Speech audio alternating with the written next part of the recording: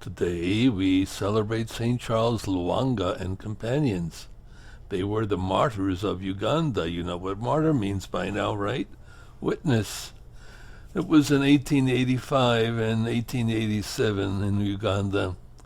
They were beatified in 1920 and canonized by Pope Paul VI in 1964. In 1879, Catholicism began spreading in Uganda with the arrival of the White Fathers, and they were peacefully received by King Mutesa of Uganda. The priests soon began spreading and teaching the catechumens for baptism, and before long a number of young pages in the king's court had become Catholics. However, on the death of Mutesa, his son Lwanga, a corrupt man, who ritually engaged in pedophilic practices with the younger pages, took the throne. When King Lwanga had a visiting Anglican bishop murdered, his chief page, Joseph Mukasa, a Catholic who went to great lengths to protect the younger boys from the king's lust, denounced the king's actions and was beheaded. The 25-year-old Charles Lwanga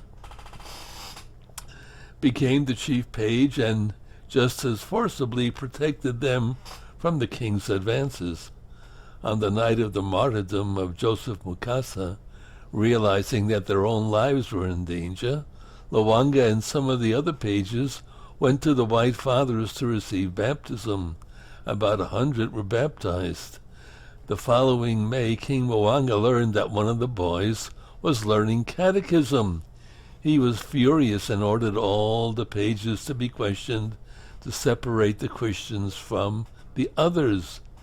The Christians, 15 in all, between the ages of 13 and 25, stepped forward, and the king asked them, "You want to keep your faith?" "Yes, until death," they answered. They were bound together and taken on a 2-day walk to Namugongo, where they were to be burned at the stake. On the way, Matthias Kalemba, one of the eldest boys, exclaimed, "God will rescue me, but you will not see how he does it, because he will take my soul and leave you only my body." The executioners cut him to pieces and left him to die alone on the road, which took at least 3 days.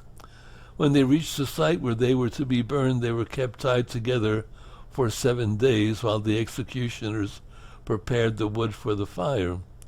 And on June 3rd of 1886, which happened to be the Feast of the Ascension, Charles Lwanga was separated from the others and burned at the stake. The executioners slowly burnt his feet until only the charred remained. Still alive, they promised him they would let him go if he renounced his faith.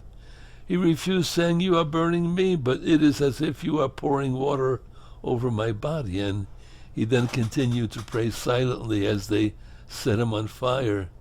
And just before the flames reached his heart, he looked up and said, "Katonda," which means "my God," and he died.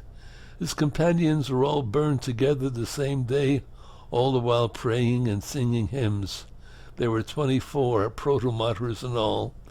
The last of the protomartyrs, a young man named John Mary, was beheaded by King Lwanga in 1887.